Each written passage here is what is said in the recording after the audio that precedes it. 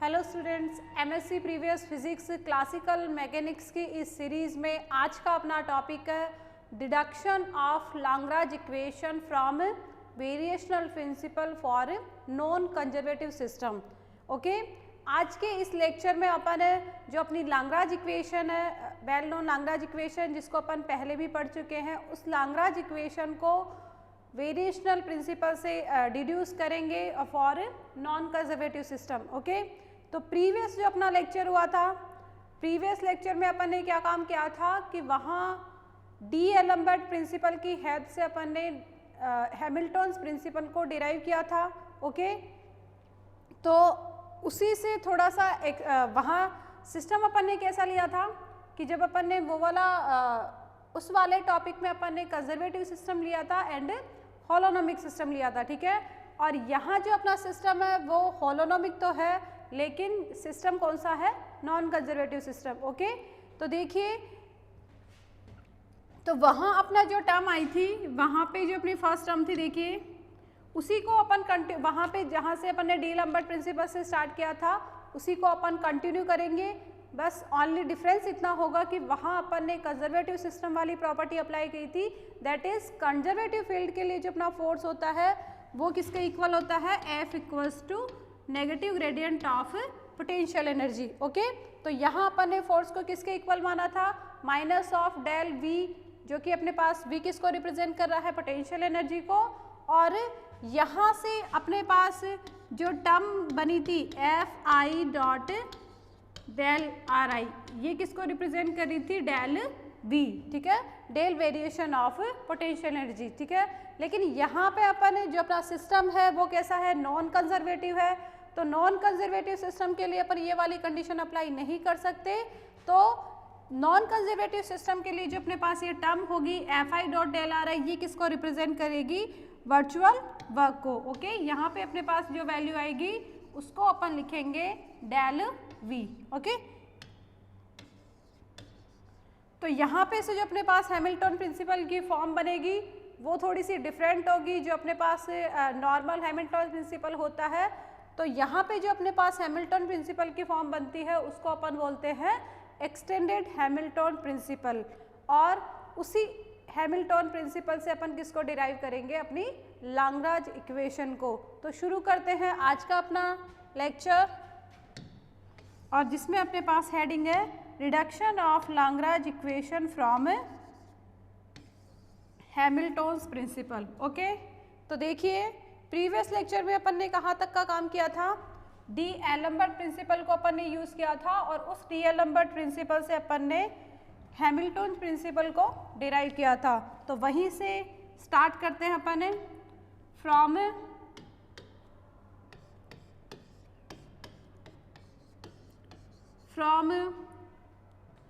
D Alembert principal,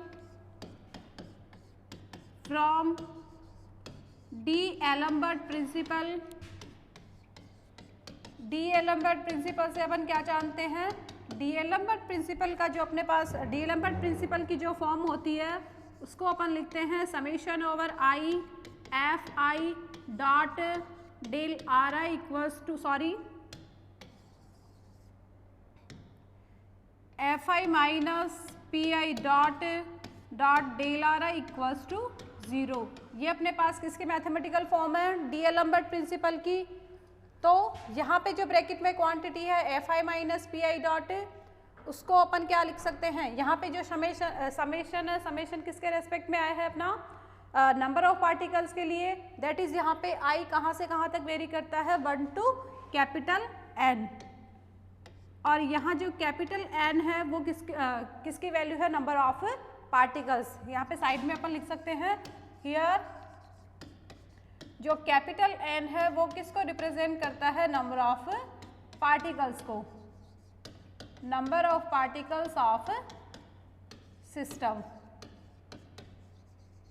okay,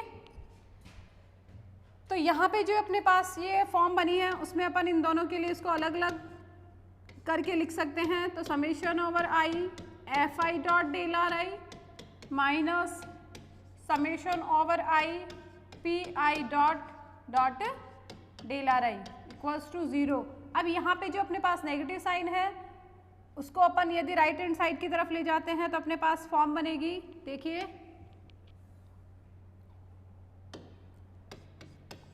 तो अपने पास further equation आती है Fi dot del are I equal to summation over I P I dot del are I. Okay, तो यहाँ पे जो अपने पास इक्वेशन आई है इसको अपन लिखते हैं इक्वेशन 1। अब इस इक्वेशन में अपने पास RHS और LHS यहाँ पे दो अलग अलग टर्म्स है, तो यहाँ अपन इन दोनों को अलग अलग सॉल्व करते हैं। तो फर्स्टली अपन RHS में जो अपने पास फंक्शन आया है उसको सॉल्व कर लेते हैं। तो फ्रॉम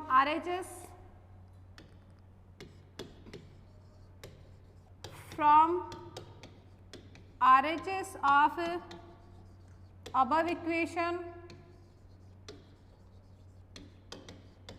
सबसे पहले अपने को किसका सॉल्यूशन फाइंड आउट करना है, जो अपने पास राइट हैंड साइड में जो अपने पास टर्म है, तो राइट हैंड साइड में अपने पास है P I dot del are I, और जो पी आई डॉट है, पी आई डॉट अपने पास क्या है, rate of change of momentum. तो मोमेंटम अपने पास क्या होता है, यहाँ पे जो अपने पास पी आई डॉट है, पी आई डॉट को अपन लिख सकते हैं, पी आई डॉट अपना लिखा जा सकता है D P I upon D T, and जो मोमेंटम होता है, मोमेंटम अपने पास क्या होता है, मास इनटू वेलोसिटी। ओके, और यहाँ पे ऑलरेडी अपने पास एक डॉट है पी के साथ, सॉरी यहाँ पे जो डॉट है उसके लिए अपन ने D by D T apply कर दिया है।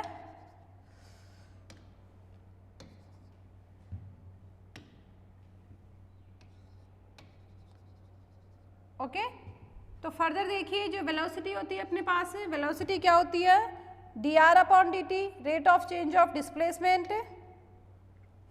तो नेक्स्ट अपन इसको कैसे लिख सकते हैं, D by D T, and जो वेलोसिटी है, वेलोसिटी अपनी लिखी जा सकती है आर डॉट। ओके, तो यहाँ अपन देखते हैं तो आर के साथ एक बार यहाँ पे ब्रैकेट के बाहर अपने पास डी बाई डी टी है, तो आर के साथ कितने डॉट आ जाते हैं, अपने पास डबल डॉट हो जाते हैं। ठीक है, एक डॉट यहाँ पे इसके साथ पहले से था, जबकि यहाँ पे एक और बार इसके पास इसके साथ डी बाई डी टी हो रहा है, इसका टाइम डेरिवेटिव निकालना है, तो यहाँ आर आई के साथ कितने डॉट हो जाते हैं, अपने पास डबल डॉट हो जाते हैं। ठीक है, तो ये वाले टर्म को अपन यहाँ यूज करते हैं, तो अपने पास क्या आएगा,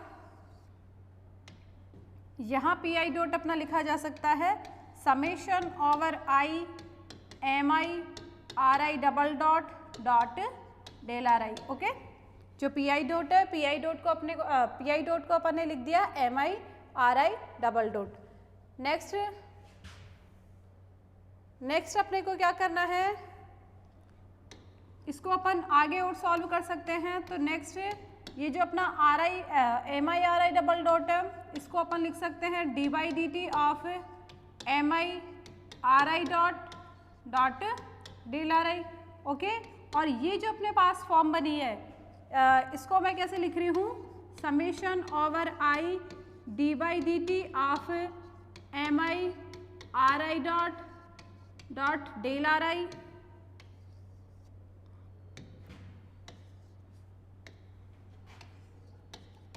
dot del are I and minus M I R I dot D by D T of del are I. ठीक है, यहाँ पे जो अपने पास ये टर्म आई है एक्स्ट्रा, ये क्यों आई है, क्योंकि जब ये जो ब्रैकेट में अपने पास क्वांटिटी है, इसका जब अपन डी बाई डी टी करते हैं, इसका जब अपन टाइम डेरिवेटिव लेते हैं, तो यहाँ अपने पास एक टर्म एक्स्ट्रा आती है, तो उस एक्स्ट्रा टर्म को एडजस्ट करने के लिए अपन ने यहाँ पे इसको नेगेटिव साइन के साथ ले लिया। ठीक है, क्योंकि जब इस पूरे को जब अपन सॉल्व करते हैं, अपन वापस किस फॉर्म की तरफ चले जाते हैं, ऊपर वाली टर्म की तरफ। ठीक है, तो यहाँ ये जो अपने पास फॉर्म बनी है, इसको अपन इस तरीके से लिख सकते हैं। ठीक है, तो नेक्स्ट देखिए अपने पास क्या आता है, नेक्स्ट जो अपने पास यहाँ पे फॉर्म बनी है, ये वैल्यू अपने पास ये चल रही है summation over I P I dot del are I.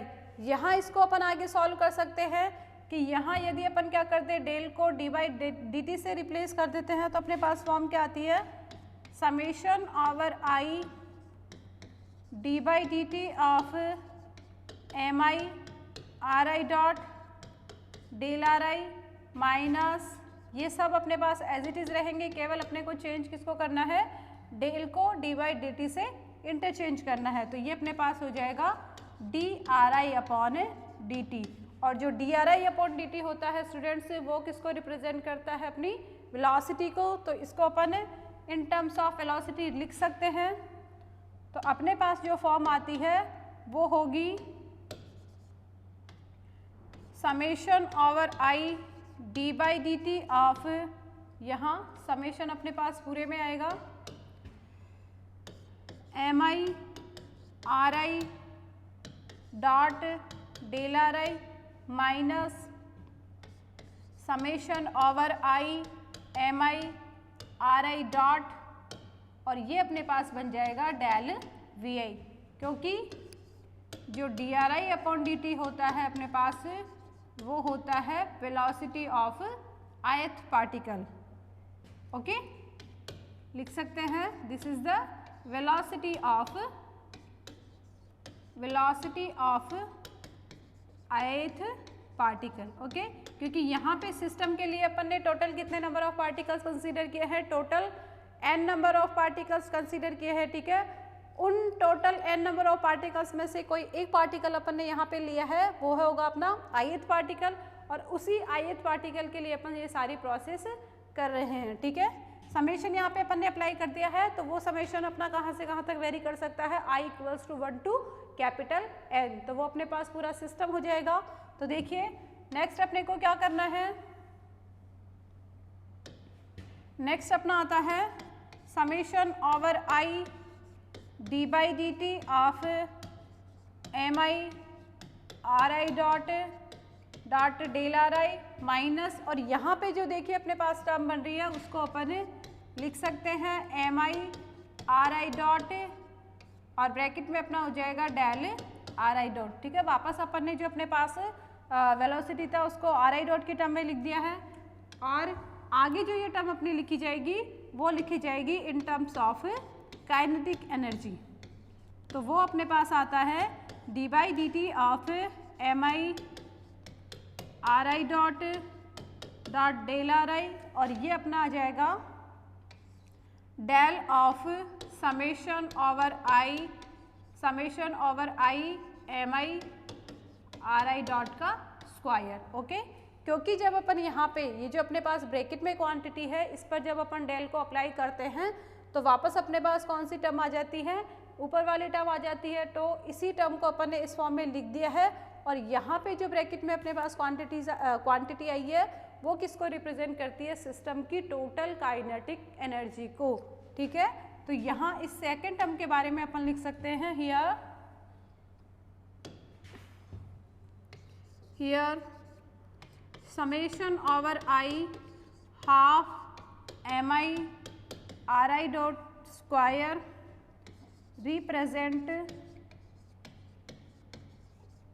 represents the total kinetic energy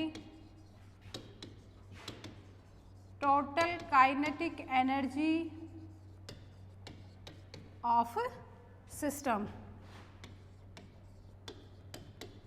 okay, तो यहाँ पे जो अपने पास टर्म है ये किसको रिप्रेजेंट कर रही है, सिस्टम की टोटल काइनेटिक एनर्जी को। तो इस टर्म की जगह पे अपन क्या लिख सकते हैं, capital T.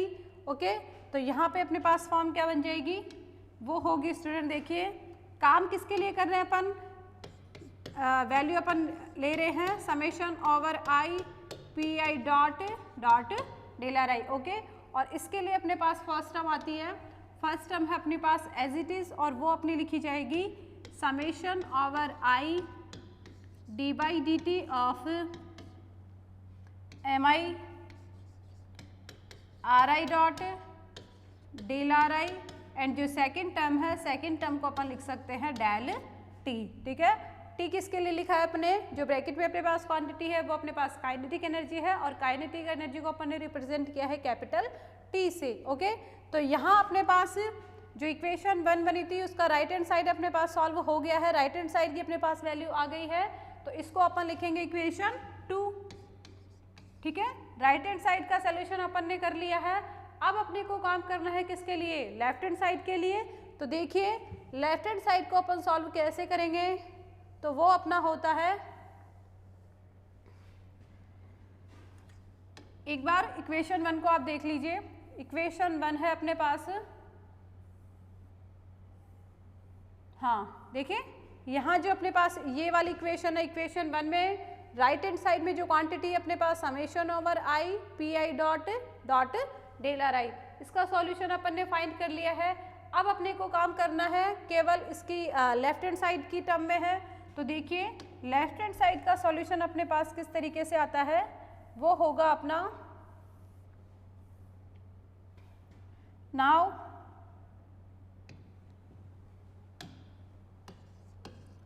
now we take left hand side of equation 1, okay, और लेफ्ट हैंड साइड में अपने पास क्या वैल्यू है, summation over I F I dot del are I, okay. तो जो अपना प्रीवियस इससे पहले जो अपना लेक्चर हुआ था वो अपना था, वहाँ अपन ने सिस्टम कैसा लिया था, कंजर्वेटिव सिस्टम, और कंजर्वेटिव सिस्टम के लिए जो अपना फोर्स होता है उसकी वैल्यू होती है अपने पास माइनस ऑफ डेल वी, ठीक है। यहाँ पे जो फोर्स होता है वो किसके इक्वल होता है, पोटेंशियल एनर्जी की नेगेटिव ग्रेडियंट के equal, okay.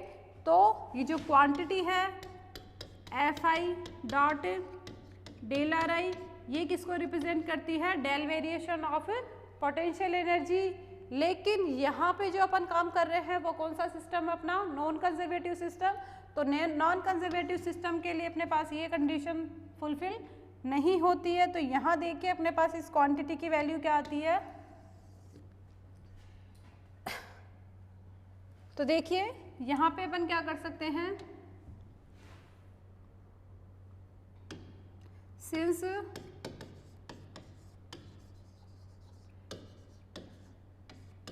here we consider a non-holonomic system, non conservative system, यहाँ पे अपने पास सिस्टम है non conservative, non conservative system. तो देखिए नॉन कंजर्वेटिव सिस्टम के लिए जो अपने पास इस टर्म की वैल्यू आती है वो किस तरीके से लिखी जाएगी, non conservative system. So for a non conservative system,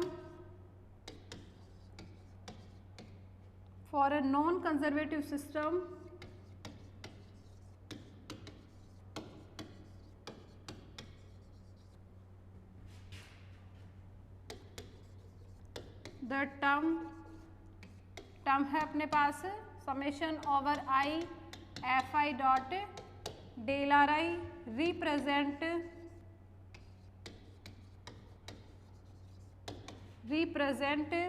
the virtual work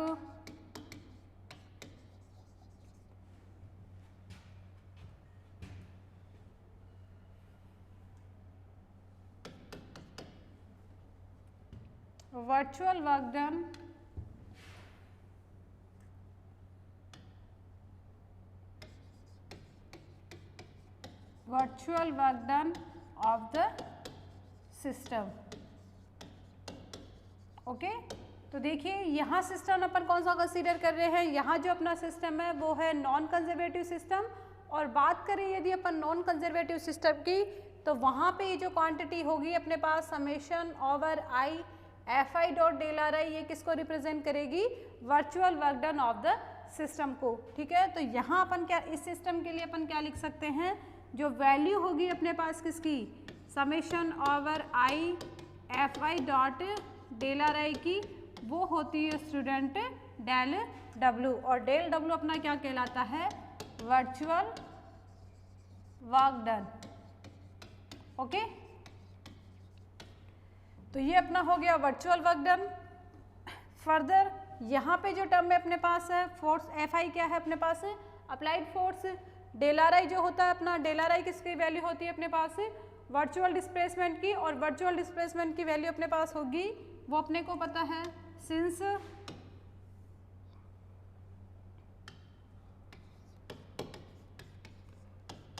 F I is the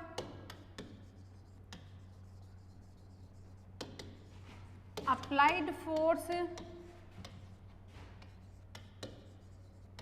on the system and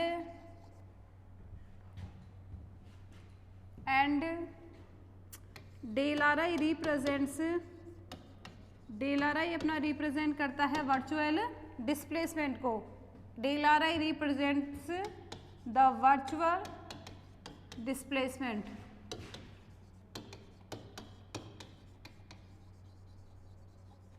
okay तो वर्चुअल डिस्प्लेसमेंट अपने पास किस तरीके से होता है, वर्चुअल डिस्प्लेसमेंट को अपन ने जो अपने पहले लेक्चर हुए थे उसमें अपन ने डिस्कस किया था कि वर्चुअल डिस्प्लेसमेंट अपना ऐसा डिस्प्लेसमेंट होता है जिसके दौरान टाइम कोऑर्डिनेट में किसी तरीके का कोई चेंज नहीं होता है, ठीक है, ओनली चेंज किस में होता है, अपने पोजीशन कोऑर्डिनेट्स में।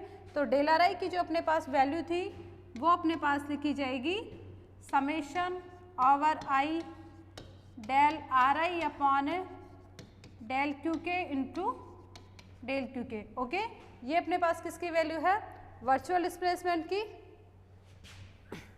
तो ये जो वैल्यू अपने पास आई है del are I upon del Q K, उसको अपन रख सकते हैं,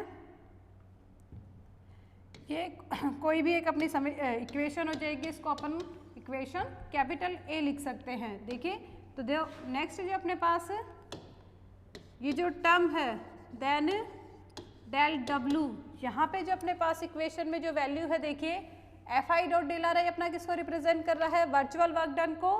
तो वर्चुअल वर्क डन को अपन किस फॉर्म में लिख सकते हैं, यहाँ पे वैल्यू है summation over I F I dot del are I. Okay और यहाँ जो डेल आर आई अपना किसको रिप्रेजेंट करेगा, वर्चुअल डिस्प्लेसमेंट को, और वर्चुअल डिस्प्लेसमेंट की वैल्यू अपने पास इक्वेशन कैपिटल ए में है, ठीक है। तो जहाँ पे अपन डेल आर आई की वैल्यू पुट करते हैं तो अपने पास क्या वैल्यू आती है, समेशन ओवर आई एंड के एफ आई अपना एज इट इज रहेगी, और जो डेल आर आई है अपना, डेल आर आई अपना ऊपर की इक्वेशन में है तो उसकी वैल्यू अपन यहाँ पुट कर देते हैं। तो ये अपना लिखा जाएगा del are I upon del Q K into del Q K. Okay तो यहाँ देखिए यहाँ अपने पास क्या है, डेल डब्ल्यू है, डेल डब्ल्यू अपना क्या है, वर्चुअल वर्क डन, और यहाँ राइट हैंड साइड में अपने पास डेल क्यू के किसको रिप्रेजेंट करता है, वर्चुअल डिस्प्लेसमेंट को। ओके और ये अपने को पता है कि जो वर्क डन होता है, वर्क डन किसका प्रोडक्ट होता है अपना, फोर्स इनटू डिस्प्लेसमेंट, ठीक है। तो जब डेल क्यू के अपना वर्चुअल डिस्प्लेसमेंट को रिप्रेजेंट करता है तो ये जो पूरी क्वांटिटी है ये क्वांटिटी किसको रिप्रेजेंट करेगी, फोर्स को, और वो फोर्स अपना क्या कहलाता है, जनरलाइज्ड फोर्स। तो यहाँ पे जो F I dot del are I upon del Q K है इसको अपन डिफाइन करेंगे एज ए जनरलाइज्ड फोर्स। तो ये अपना लिखा जाता है, ये अपना होगा समेशन ओवर के capital Q K into del Q के डॉट डेल क्यू के। और यहाँ पे जो अपने पास कैपिटल क्यू के अपन ने यूज़ किया है वो क्या कहलाता है, अपना generalized force. Here capital Q k जिसकी वैल्यू अपने पास क्या है, summation over I F I dot del are I upon del Q k is known as generalized force.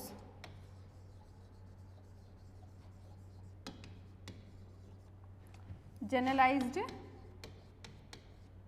Force. Okay तो यहाँ पे जो अपने पास ये जो वैल्यू आई है ये किसकी वैल्यू है, जनरलाइज फोर्स की। तो ये वैल्यू अपन ने कहाँ पुट कर दी अपने पास, डेल डब्ल्यू में। तो देखिए अब ये जो वैल्यूज़ है ये वैल्यूज़ अपन कहाँ यूज़ करते हैं, फर्स्टली देखिए ये जो फॉर्म बनी थी अपने पास इसको अपन देंगे equation 3।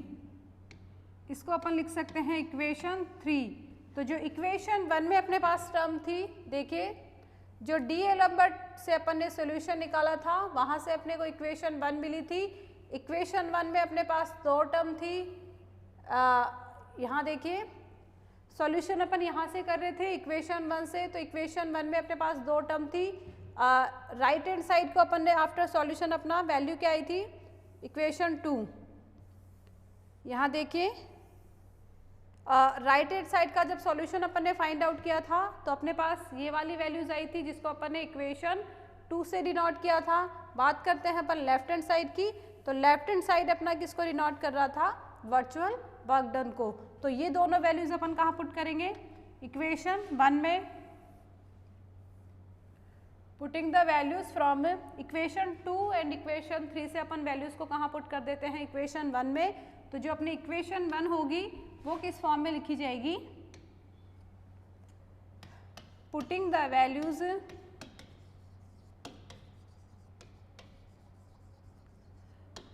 Values from equation 2 and equation 3 in equation 1। तो जो अपने पास फॉर्म आती है वो किस तरीके से लिखी जाएगी, वी ऑब्टेन। यहाँ जो लेफ्ट हैंड साइड में अपने पास था FI dot del are I, वो रिप्रेजेंट करता है अपना वर्चुअल वर्क डन को। बात करें यदि अपन राइट हैंड साइड की, तो देखिए राइट हैंड साइड में अपने पास क्या वैल्यू आ रही है, D by D T of MI RI dot del are I minus del T. ठीक है, तो यहाँ अपन क्या करेंगे कि जो डेल वाली टर्म है अपनी, उन दोनों को एक साथ लिख देंगे। तो यहाँ अपने पास फॉर्म बनती है del W plus del T और इक्वल में अपने पास आ जाएगा D by D T of MI RI dot del are I. ठीक है, अब यहाँ पे अपन क्या करते हैं कि यहाँ सिस्टम, यहाँ जो अपना हैमिल्टन प्रिंसिपल का अपना अकॉर्डिंग टू हैमिल्टन प्रिंसिपल में अपने को क्या लेना होता है, सिस्टम की मोशन लेनी होती है कोई भी 2 फिक्स पॉइंट के बीच में। ओके, और सिस्टम की मोशन को अपन इंटीग्रेशन से शो करते हैं, लाइन इंटीग्रल से। तो देखिए यहाँ अपन क्या कर देंगे कि यहाँ जो अपने पास इक्वेशन बनी है उसका इंटीग्रेशन करेंगे from time t1 to t2। तो लिख सकते हैं अपन integrating above equation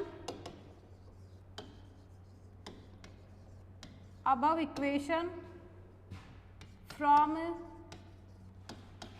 time t1 to t2।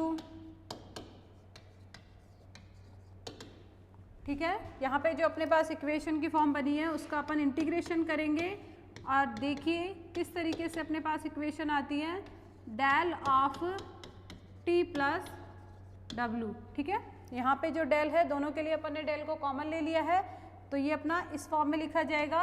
बात करिए यदि अपन राइट हैंड साइड की, तो देखिए जो अपना प्रीवियस लेक्चर हुआ था वहाँ से अपन ने क्या कंसीडर किया था कि वहाँ अपने पास ये जो राइट हैंड साइड था वो क्या हो गया था, इक्वल्स टू 0।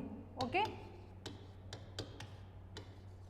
तो देखिए यहाँ जब अपन यहाँ पे अपना इंटीग्रेशन भी टाइम के रेस्पेक्ट में है और डिफरेंशिएशन भी टाइम के रेस्पेक्ट में है। ठीक है, तो ये एक दूसरे को क्या कर देते हैं, कैंसिल कर देते हैं और अपने पास वैल्यू आती है केवल MI RI dot del are I, limit हो जाएगी अपनी t1 से t2 और ये अपने पास वैल्यू क्या आती है, इक्वल्स टू 0, क्योंकि जो R1 at T1 and RI at T1 RI at T2 ये दोनों क्या होते हैं अपने पास सिस्टम के लिए एंड पॉइंट्स होते हैं।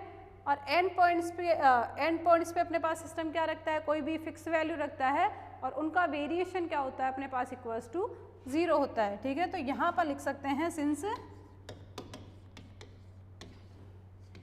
RI at T1 and RI at T2 are the end point of system so del of RI@T1 and del of RI@T2, ये दोनों वैल्यूज अपने पास क्या हो जाएगी, 0 हो जाएगी। तो यहाँ इस इक्वेशन से जो अपने पास वैल्यू आती है, इक्वेशन 4 से अपने पास क्या आता है, इक्वेशन 4 अपनी किस फॉर्म में आएगी, इक्वेशन 4 अपनी लिखी जाएगी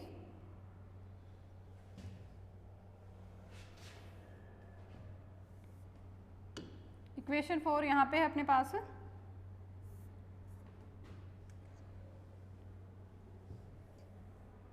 यहाँ पे इक्वेशन 4 से अपन लिख सकते हैं then from equation 4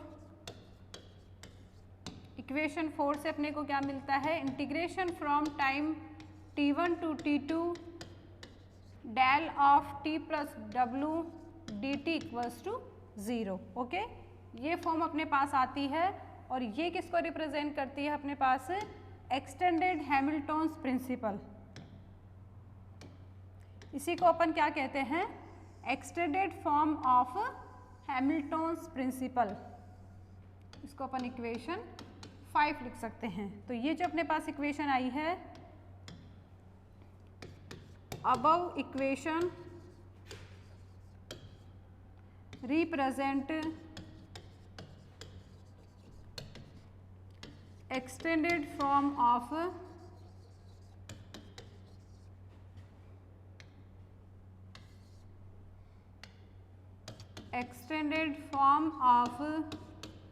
Hamilton's principal.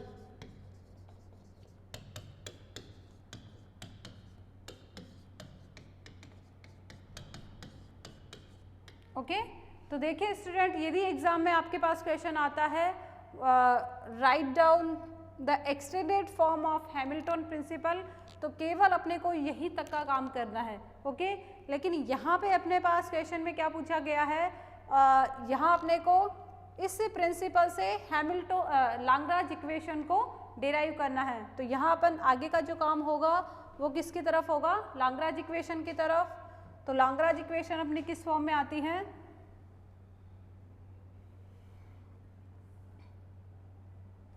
Equation 5।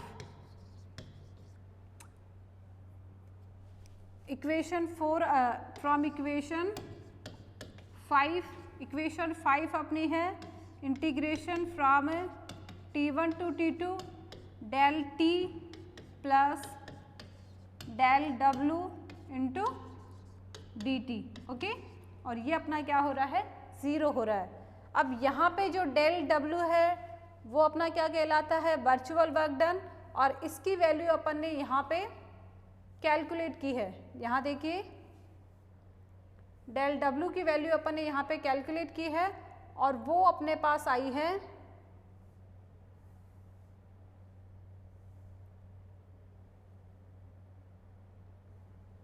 ये वाली।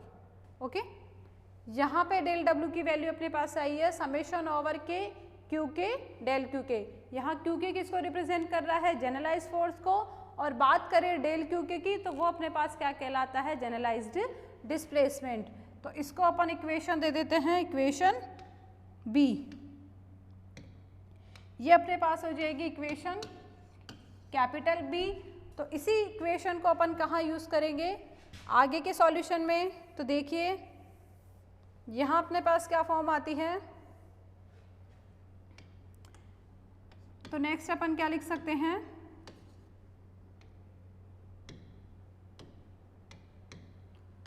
Integration from t1 to t2 del t into dt plus integration from t1 to t2 del w की अपने पास से यहाँ लिख सकती हूँ, सिंस डेल w की वैल्यू है अपने पास समेशन ओवर के क्यू के डेल क्यू के। ओके, तो यही वाली वैल्यू अपन यहाँ पे यूज़ करेंगे। तो अपने पास क्या फॉर्म आती है, समेशन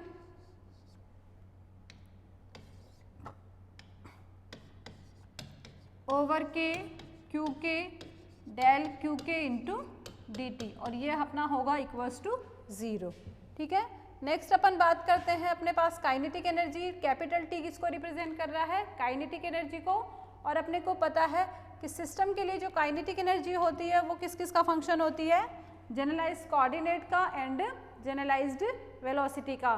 तो जब अपन डेल वेरिएशन देखते हैं काइनेटिक एनर्जी का, तो वो जो डेल वेरिएशन होता है किस किस के टर्म्स में होता है, जनरलाइज्ड कोऑर्डिनेट्स के टर्म में एंड जनरलाइज्ड वेलोसिटी की टर्म में। तो यहाँ अपन लिख सकते हैं सिंस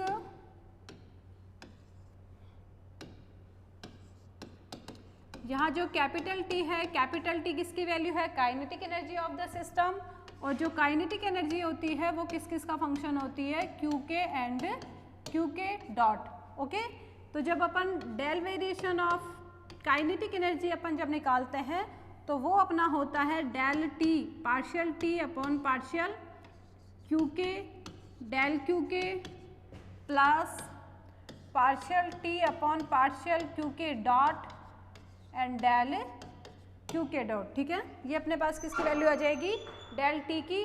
तो ये वाली वैल्यू अपन कहाँ पुट करेंगे, जो अपना ये जो इक्वेशन 6 अपने पास आई है, इक्वेशन 6 में अपन डेल टी की वैल्यू पुट करेंगे तो अपने पास जो हैमिल्टन प्रिंसिपल की फॉर्म आएगी वो लिखी जाएगी।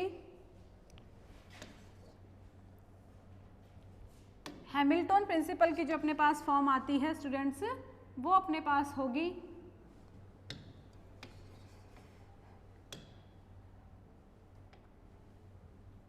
यहाँ पर लिख सकते हैं पुटिंग अवर वैल्यू इक्वेशन 6। इक्वेशन 6 में अपन ये वाली वैल्यू पुट करेंगे तो इक्वेशन 6 अपने पास किस फॉर्म में आएगा, putting our value in equation 6, putting our value in equation 6। तो इक्वेशन 6 अपनी किस फॉर्म में आ जाएगी, integration form time t1 to t2, del T की वैल्यू अपने पास यहाँ पे है तो डेल टी अपना लिखा जाएगा partial T upon partial Q K into del Q k plus partial T upon partial Q के डॉट डेल क्यू के डॉट। ओके, ये तो अपने पास आ गई डेल टी की वैल्यू। नेक्स्ट जो टर्म है अपनी वो अपने एज इट इज़ रहेगी, उसमें अपने को कोई चेंज नहीं करना है, तो वो अपने हो जाएगी integration from time t1 to t2 summation over के कैपिटल क्यू के, और कैपिटल क्यू के किसकी वैल्यू अपने पास, जनरलाइज फोर्स की, एंड फर्दर अपने पास क्या हो जाएगा डेल क्यू के। ओके, तो यहाँ जो फर्स्ट टर्म हम अपने पास आई है इस इंटीग्रल में उसको अपन सॉल्व करेंगे थ्रू बाई पार्ट्स इंटीग्रेशन। यहाँ जो फर्स्ट टर्म है, फर्स्ट टर्म को अपने को सॉल्व करना है बाई पार्ट्स इंटीग्रेशन से। तो देखिए बाई पार्ट्स इंटीग्रेशन का फॉर्मूला क्या होता है कि यहाँ अपने को फर्स्ट फंक्शन और सेकंड फंक्शन लेना होता है, तो जो फॉर्मूला होता है वहाँ फर्स्ट फंक्शन अपना एज इट इज़ रहेगा, सेकंड का अपने को क्या करना है, इंटीग्रेशन करना है, और जो नेक्स्ट टर्म अपनी आएगी उसमें अपने को फर्स्ट का डिफरेंशिएशन, सेकंड का इंटीग्रेशन, और जो होल अपने पास क्वांटिटी आती है उसका इंटीग्रेशन। ओके, तो जब अपन यहाँ पे बाई पार्ट्स इंटीग्रेशन अप्लाई करते हैं तो अपने पास वैल्यू आती है solving the first term of above equation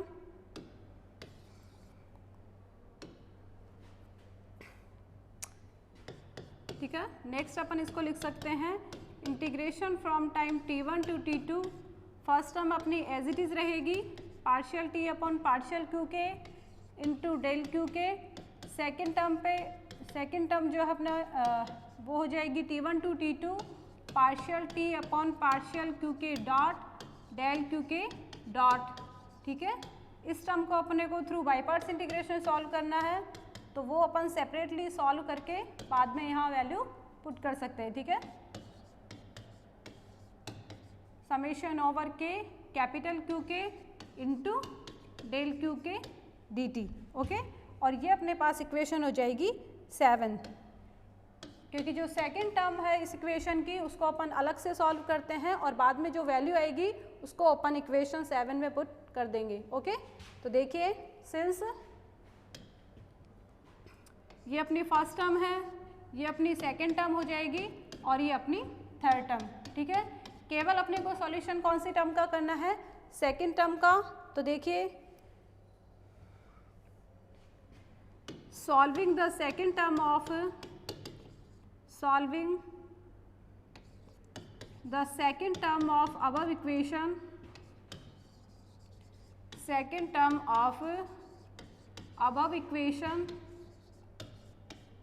through by parts integration, by parts integration we obtain, क्या रिजल्ट आता है अपने पास में, देखिए जब अपन बाई पार्ट्स इंटीग्रेशन यहाँ पे अप्लाई करते हैं तो बाई पार्ट्स इंटीग्रेशन से अपने पास आएगा integration from time t1 to t2 partial t upon partial q K dot into del q K dot dt, ठीक है। यहाँ अपने को क्या अप्लाई करना है, बाई पार्ट्स इंटीग्रेशन। तो बाई पार्ट्स इंटीग्रेशन के लिए अपने पास फॉर्मूला है, ये अपना फर्स्ट फंक्शन हो जाएगा और ये अपना हो जाएगा सेकंड फंक्शन। तो जो फॉर्मूला आता है अपना, फर्स्ट फंक्शन अपना एज इट इज़ रहेगा, सेकंड का अपने को इंटीग्रेशन करना है। तो जब अपन इस डेल क्यू के डॉट का जब अपन इंटीग्रेशन करते हैं तो ये जो डॉट है, डॉट किसको रिप्रेजेंट करता है, डी बाई डी टी को, तो वो यहाँ से हट जाएगा, ठीक है। लिमिट अपनी क्या है, टाइम t1 टू t2।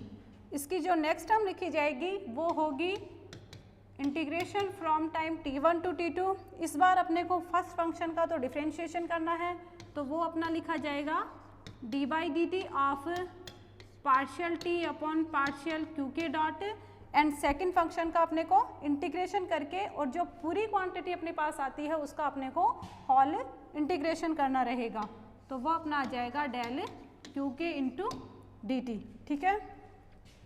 यहाँ पे जो आफ्टर इंटीग्रेशन अपने पास ये जो दोनों टर्म आई है उनमें जो फर्स्ट टर्म है वो अपनी क्या हो जाएगी, ज़ीरो हो जाएगी, क्योंकि जो डेल क्यू के है, डेल क्यू के किसको रिप्रेजेंट कर रहा है, वर्चुअल डिस्प्लेसमेंट को, और क्यू के अपने पास यहाँ पे क्या है, जनरलाइज कोऑर्डिनेट। तो जनरलाइज कोऑर्डिनेट की टाइम t1 पे वैल्यू और टाइम t2 पे वैल्यू, ये दोनों ही अपने पास क्या होती है, कोई फिक्स क्वांटिटी होती है, और किसी भी फिक्स वैल्यू का जब अपन वेरिएशन निकालते हैं तो वो अपने पास क्या आता है, ज़ीरो आता है, ओके। तो ये वैल्यू अपने पास यहाँ क्या हो जाएगी, ज़ीरो हो जाएगी, और केवल अपने पास यहाँ पे कौन सी टर्म बचती है, सेकेंड टर्म। तो देखिए अपने पास ये किस तरीके से लिखा जाएगा, तो ये अपने पास वैल्यू हो जाती है integration from time t1 to t2 partial t upon partial q K dot del q K dot dt, और इसकी वैल्यू अपने पास आती है minus of integration from time t1 to t2 D by D T of partial t upon partial q K dot del q K, okay. और ये जो value अपने पास आई है, ये वैल्यू अपने को कहाँ पे रखनी है, जो अपनी इक्वेशन 7 थी, ठीक है। तो ये वैल्यू अपन कहाँ पुट करेंगे, इक्वेशन 7 में। तो इक्वेशन 7 अपने किस फॉर्म में हो जाती है, पुटिंग अबव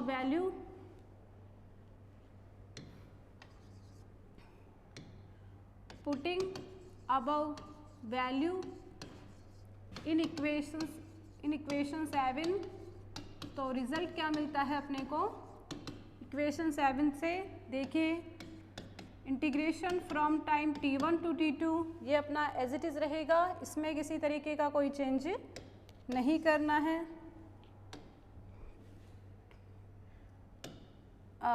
फर्स्ट टर्म थी अपने पास सेकंड इक्वेशन 7 की, partial t upon partial q के डेल q के, ये अपनी एज इट इज़ रहेगी। एंड सेकंड टर्म को अपन ने बाई पार्ट्स इंटीग्रेशन से सॉल्व किया था, उसकी वैल्यू अपने पास यहाँ पे है, इसको मैं लिख देती हूँ इक्वेशन 8, ओके। तो इक्वेशन 8 से अपन यहाँ पे वैल्यू पुट कर देंगे, तो अपने पास वैल्यू आ जाती है minus integration from time t1 to t2 D by D T partial t upon partial q K dot del q K into D T.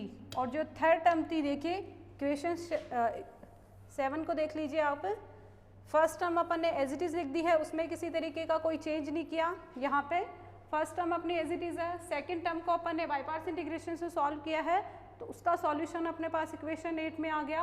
और जो थर्ड टर्म है वो भी अपनी क्या रहेगी, एज इट इज़ रहेगी, ओके।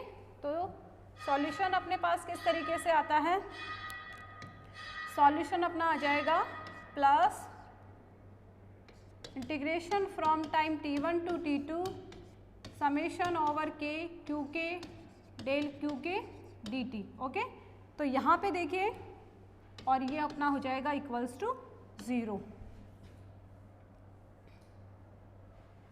तो यहाँ पे देखिए जो अपना इंटीग्रेशन वाला फैक्टर है जो कि अपना टाइम के रेस्पेक्ट में इंटीग्रेशन हो रहा है वो तीनों के लिए कॉमन है।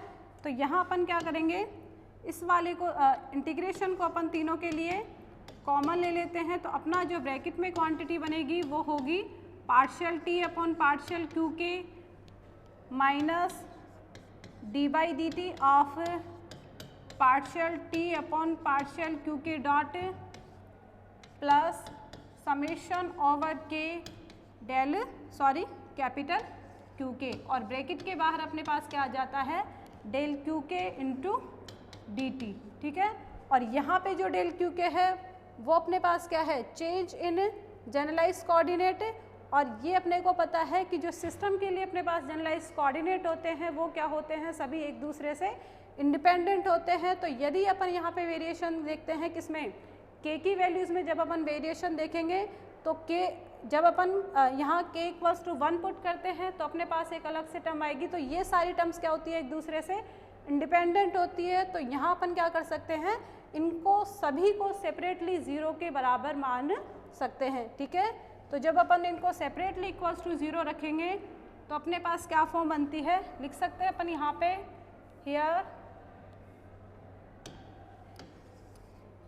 here QK are generalized coordinate, QK are generalized coordinate and all the generalized coordinates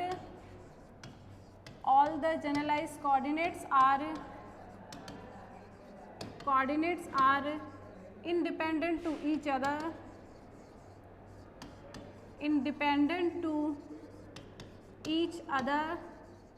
so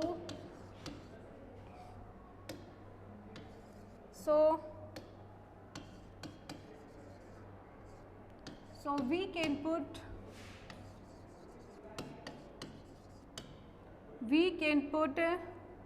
the quantity in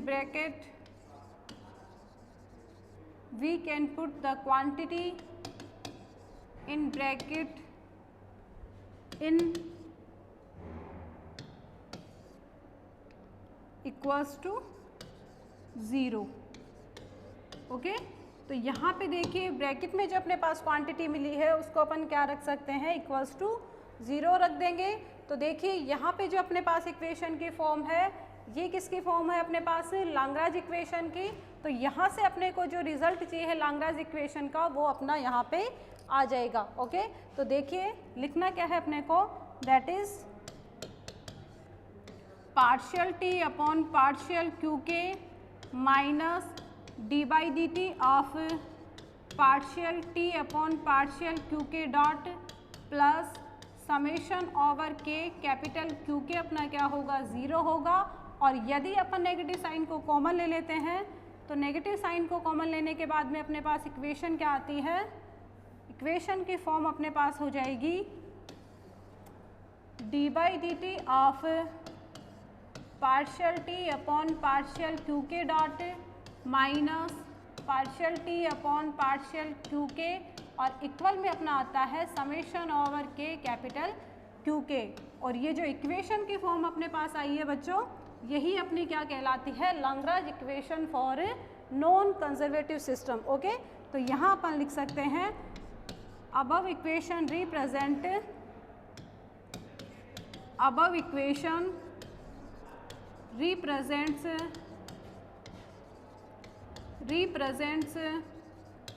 the Lagrange equation